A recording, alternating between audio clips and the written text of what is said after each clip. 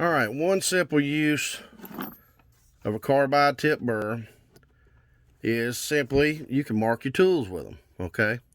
This here's an impact socket, which is made out of chromium, molybdenum, and it's a very, very high tensile strength.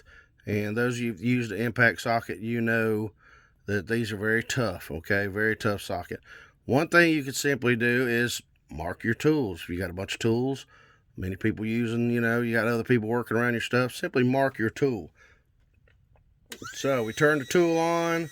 I'm probably running around 10,000 RPM, okay?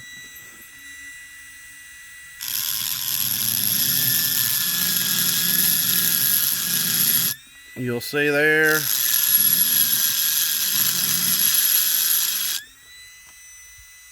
no problem at all cutting that. All right, it has no problem.